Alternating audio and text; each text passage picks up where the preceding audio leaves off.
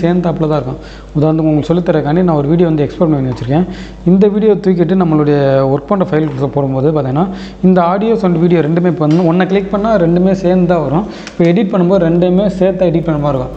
In case உங்களுக்கு வந்து videos மட்டும் எடிட் பண்ணணும், ஆடியோ எடிட் பண்ணக்கூடாது, இல்லை ஆடியோ மட்டும் எடிட் பண்ணணும், வீடியோ எடிட் பண்ணக்கூடாது, லிங்க் பண்ண வச்சேன்னா ஜஸ்ட் இந்த சீக்வன்ஸில் வச்சுட்டு ரைட் கிளிக் பண்ணிவிட்டு இந்த இடத்துல அன்லிங்க்னு ஒரு ஆப்ஷன் இருக்கும், அந்த ஆப்ஷனை கொடுப்பேன். இப்போ பார்த்தீங்கன்னா நீங்கள் ஆடியோ சூஸ் பண்ணால் ஆடியோ மட்டும் சூஸ் ஆகும், வீடியோ சூஸ் பண்ணால் வீடியோ மட்டும் சூஸ் ஆகும். ஈஸியாக நீங்கள் வந்து ஸ்ப்ளிட் பண்ணிவிட்டு உங்களுக்கு எது தேவையோ அதை மட்டும் எடிட் பண்ணிக்கலாம். ஜஸ்ட் நான் உங்களுக்கு திரும்ப சொல்கிறேன், இந்த இடத்துல ரைட் கிளிக் பண்ணிவிட்டு அன்லிங்க்ன்ற ஆப்ஷன் கொடுத்தேன்னா அது ஆகும். இல்லை திரும்ப அன்லிங்க் வேணாம்னு சொன்னீங்கன்னா இந்த எனேபிள்ன்ற ஆப்ஷன் கொடுத்தேன்னா ரெண்டுமே எனேபிள் ஆயிரும். ஓகேங்களா? இந்த ரைட் கிளிக் பண்ணிவிட்டு இந்த இடத்துல அன்லிங்க்னு ஒரு ஆப்ஷன் இருக்கும், அந்த ஆப்ஷனை கொடுத்தேன்னா உங்களோட video file and audio file ரெண்டுமே தனித்தனியாக இதாகிடும். இல்லை அது எனக்கு ரொம்ப இதாக இருக்குன்னு நினச்சின்னா ஜஸ்ட் நீங்கள் வந்து பார்த்தீங்கன்னா திரும்ப இப்படி பண்ணுறதுக்கு உங்களுக்கு விருப்பம் இல்லாமல் இருந்துச்சுன்னா இப்போ